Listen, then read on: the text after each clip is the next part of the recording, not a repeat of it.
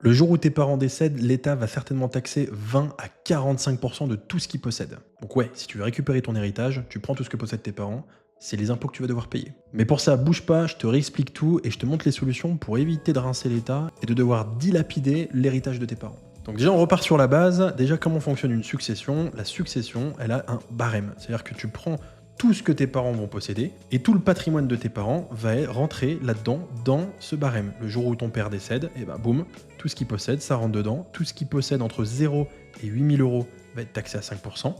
Tout ce qu'il possède entre 8 000 et 12 000, 10%. Tout ce qu'il possède entre 12 et 15 000, 15%. Bon, t'as compris que tout ce qui est en dessous de 15 000 euros, ça coûte pas bien cher. Par contre, tout ce qui va dépasser les 15 000 jusqu'à 500 000 euros, là c'est 20%. Évidemment, ça continue de monter. Tout ce qui dépasse 500 000, 900 000, on parle de 30%. 900 000, 1,8 million, 40%. Et plus d'1,8 million, on parle de 45%. Et là-dedans, qu'est-ce qui est assujetti? L'immobilier, tout ce qui est financier et même la valeur de ton entreprise. Donc t'as beau te dire, je suis locataire, j'ai pas beaucoup d'argent sur mes comptes en banque. Par contre, tu as une société qui vaut 3 millions d'euros, et bien à un moment donné, tes enfants, ils vont peut-être devoir payer 45% de tout ce qui dépasse 1,8 million. Et ça fait vite très mal.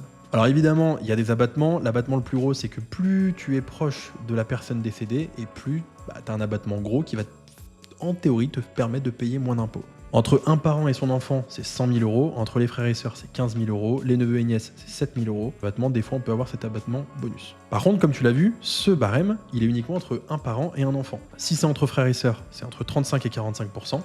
Un parent au 4e degré, c'est 55%, genre une nièce. Et tous les autres héritiers, c'est 60%.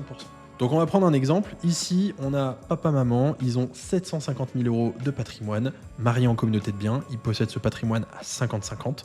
Donc, papa, il a 375 000, maman, elle a 375 000.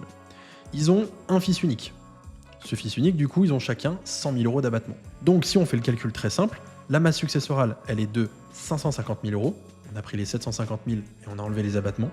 Et sur ce montant, on va le rentrer dans le barème d'impôt sur la succession. Et on va tomber sur un impôt de 108 000 euros. Là, je pense, tu as compris qu'il y avait un petit hic, c'est que dans leur patrimoine, ils n'ont que 50 000 euros de cash. Et ça coûte 108 000. Si le fils, il n'a pas d'argent, il ne pourra pas payer la succession. Et il a 6 mois pour la payer. Donc, si on fait le calcul, au final, on va vite voir, hop, vous voyez ici, il remplit sa tranche entre 0 et 8 000, ce qui lui génère 400 euros d'impôt. La tranche entre 8 000 et 12 000, 400 euros aussi d'impôt. La tranche entre 12 et 15, 500 euros d'impôt. C'est ça que je dis que ça coûte pas très cher. Par contre, toute cette tranche de 11 000 jusqu'à 500 000, il a payé 20% d'impôt. Donc maintenant, la question que tu vas te poser, c'est comment éviter ça? Bah voilà, là, c'est très simple. Réduire sa masse successorale, c'est le seul moyen d'optimiser sa succession. Pour ce faire, évidemment, on pense à la donation. La donation est limitée à 100 000 euros par enfant tous les 15 ans. Mais attention, ces mêmes 100 000 euros, eh ben, ils touchent aussi à l'abattement que tu as en cas de décès de 100 000 euros. Ça veut dire que si tu as donné 70 000 euros à ton enfant et que tu décèdes dans les 15 prochaines années, au jour de ton décès, eh ben, ton enfant n'aura pas 100 000 euros d'abattement, mais la différence, 30 000. Passé 15 ans, il retrouvera ses 100 000 euros d'abattement. On avait évidemment le démembrement. L'idée, c'est quoi? C'est de démembrer une propriété, notamment, ça peut être une propriété immobilière, mais on peut aussi démembrer du capital financier, notamment à travers une assurance vie. Et là, l'idée, c'est d'aller faire une donation aussi, mais de propriété, ce qu'on appelle généralement de nue propriété. Et donc, évidemment, le dernier, on a parlé quoi? De l'assurance vie. L'assurance vie, l'un des meilleurs véhicules fiscaux pour transmettre son patrimoine. Et là, la règle, elle est très simple. Si tu as moins de 70 ans, tu peux aller laisser 152 000 euros sur une assurance vie par bénéficiaire. Donc, tu as 2 enfants, tu veux leur transmettre un maximum de patrimoine sans payer d'impôt.